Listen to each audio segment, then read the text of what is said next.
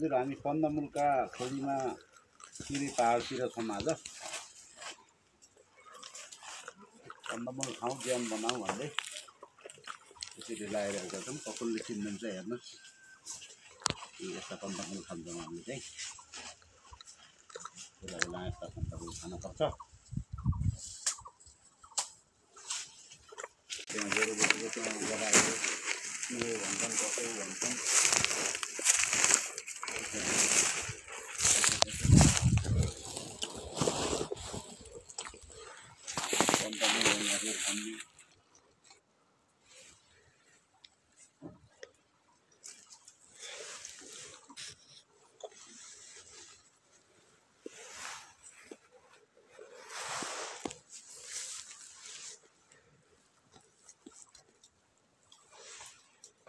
Organic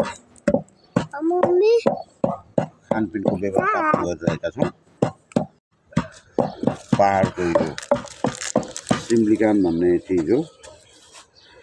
यहाँ चाहिँ हामीले अर्घाखाँचीदेखि ल्याएर रुखबाट फलेका चिज, यिनी मुनाहरू पहिलोपटक पलाएका मुनाहरू त्यो वर्षमा एकपटक मात्रै पहिलोपटक पलाउँछ। अनि 3 पटकसम्मका मुनाहरू प्रयोग गर्न सकिन्छ। यसलाई चाहिँ यिनी मुनाहरूलाई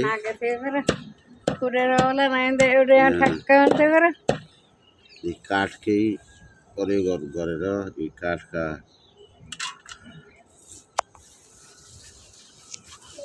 आरी, काठकै मुङ्रो भनिन्छ यसलाई, त्यसलाई कुटेर, त्यसलाई काठले कुटेर यी माटाका भाँडाहरूमा राखिन्छ। यहाँ हाम्रो चाहिँ माटाका भाँडाहरू चाहिँ एउटै ठुलो फाँके भन्ने हाम्रो फाँके भन्ने चलन हुन्छ। त्यो फाँके चाहिँ हाम्रो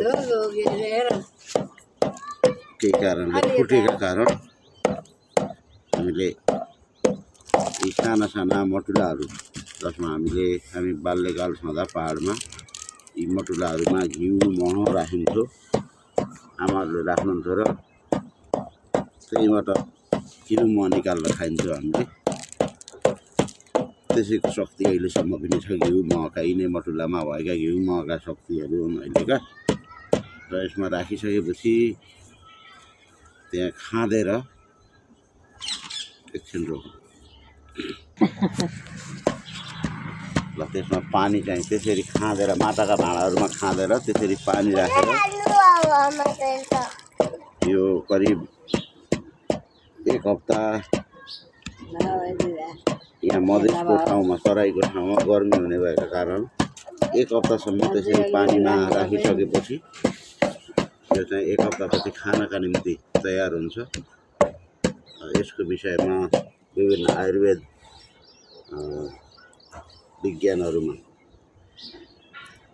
अनुसन्धान गरेर यसका उपयोगिताबारे जानकारी लिन सक्नुहुनेछ। यो खानालाई चाहिँ गर्मी महिनामा अमिलो अमिलो रसिलो हुन्छ। यी घाँसहरू पनि कुटेका यी घाँसहरू पनि औषधिको रूपमा खाने गरिन्छ र त्यसमा भएको पानी पनि खाने गरिन्छ।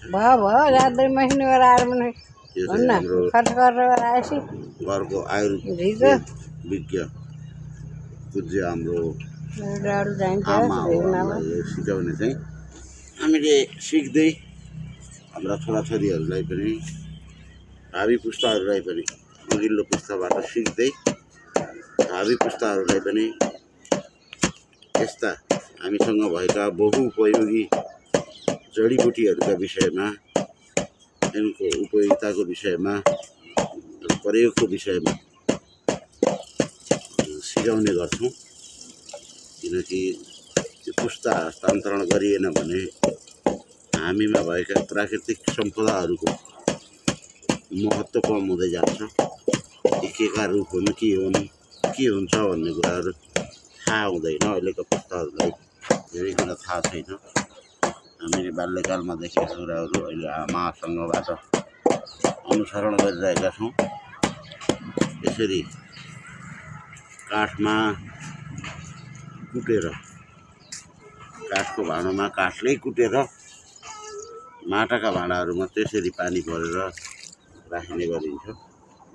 एउटा भाँडो चाहिँ भयो, त्यो एउटै ठुलो भाँडोमा पनि राख्न सक्नुहुन्छ।